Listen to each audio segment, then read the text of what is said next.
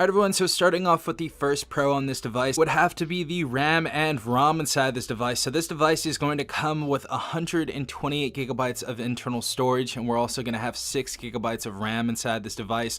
We can also use the virtual RAM inside this device, which will go up 1 or 2 more gigabytes depending on what application you're using, and that's actually going to help out the performance of whatever you're using at the time. So that's really cool that they added this in here. I haven't seen that in any other device, so it's nice they started that off in a mid-range device, but I feel like that's very decent for the base device at 6 gigabytes of RAM and 128 gigabytes of internal storage. Third pro has to be that we can actually add more memory if you guys want to go ahead and do that. So if you go ahead and pop out this little SIM tray right here, we're actually going to have a SIM on the front, and on the back we can actually put in a micro SD card. So I believe this is up to a terabyte, but I feel like most people are going to use like 256, 512, but a very good option for people that want to have a lot more storage on their device to hold photos and videos and things of that nature. So I really like that they're doing that on this device, because a bunch of other devices now are not letting you expand your storage via micro SD card. Shout out to the flagship devices. Most flagship devices don't even give you that option anymore, so that's really cool that Samsung put that in here. Fourth pro has to be that this has a very nice display for the price. Now this year, this is going to have a Super AMOLED display. This is going to be full HD, and this is also going to have a 120 Hz refresh rate, so it's nice.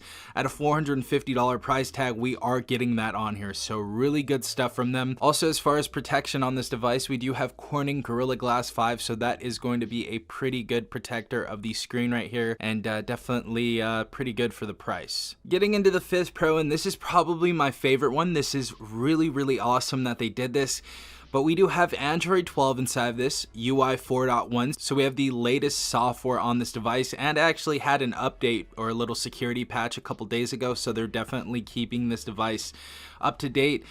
And the really cool thing about this device is it upgrades for the next 4 years to Android 16. So we can go all the way up to Android 16 on the Galaxy A53 5G. So very nice that they locked in a for sure 4 operating system upgrades on this device, so all the way up to Android 16, and this is going to be up to date for the next 4 years. So to 2026, this phone will still be pretty relevant, and you guys will be able to use it on the best software that there is out at that time. I feel like a lot of people going from, you know, a budget phone or going from a flagship device to save some money to this device is going to be really happy, because, you know, we have those 4 years right there, and you're not going to have to buy another phone on here. Depending on how this performs, I feel like it's going to perform pretty decently. But that is really cool. Next pro is that we have a 5,000 milliamp battery inside of this device. So this is going to be a very battery conscious device at 5,000 milliamps. We can also charge this at 25 watts, so that's really good. We have fast charging on this device, but this device is going to last you for over a day, so you guys are going to get a day and then some on the A53, and I think that's really cool that we have a very nice battery in here, and the way it's integrated with the processor and everything inside this device, I think they did a really good job on the battery in here, and it's great that it's 5,000 milliamps. Now, there are many more good things on this phone, and we're going to go into another video doing that later on, but the last pro about this is that the 4K on this phone is really smooth. So they fixed the stabilization. I believe they talked about fixing the stabilization via software, and the 4K on this device looks amazing. So video stabilization on here and video in general is going to look really good on the A53. Honestly, the first time I used it, it kind of looked like a flagship device, to be quite honest. This takes very good photos on this camera as well, and we have a very nice setup. So I feel like the camera is definitely a pro on this device, and I feel like, you know, people even moving down from a flagship device to afford something a little bit more cheaper isn't really going to take too much camera quality away. So I'm glad that Samsung did some software upgrades to the camera, and it's looking really good, honestly. Now, as far as the cons, I only found 2 cons inside of this device.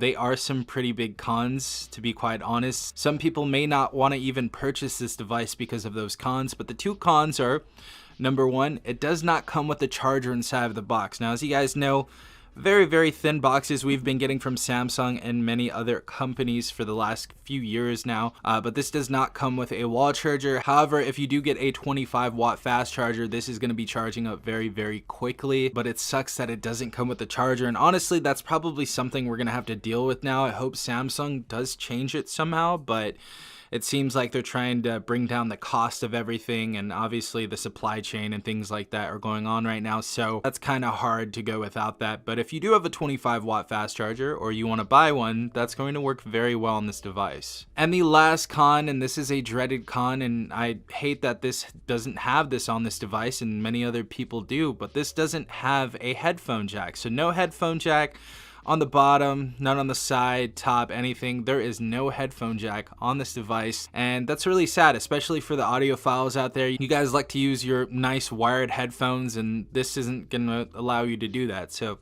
that really sucks, honestly. I feel like I use Bluetooth headphones more than anything, honestly, and the optimization for these Google Buds that I got for like $40 are really good with Samsung devices, so you guys can pick up some very affordable Bluetooth headphones and they'll work just fine on here.